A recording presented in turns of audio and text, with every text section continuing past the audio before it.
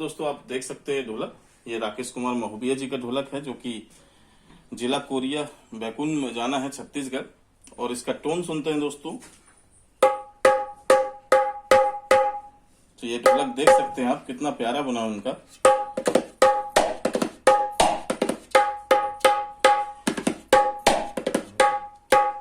एकदम थाप चाट एकदम सटीक बना है दोस्तों। और देख सकते हैं पक्के शीशम में पूरा ढोलक है और बेस भी बहुत इसका स्मूथ बनाया है।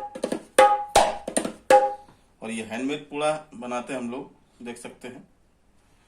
ये थोड़ा मैला लेदर है तो दिख रहा है, बाकी बजते बजते ऑटोमेटिकली साफ हो जाएगा। तो आप भी अगर ऐसा ढोलक बनाना और लेना चाहें तो हमारे दिए गए नंबर पर कॉल करके सारी जानकारी ले सकते हैं दोस्तों। और हर बजट का ढोलक अपने पास मिल जाएगा। ये थोड़ा सा एक्सपेंसिव ढोलक है। नमस्कार दोस्तों।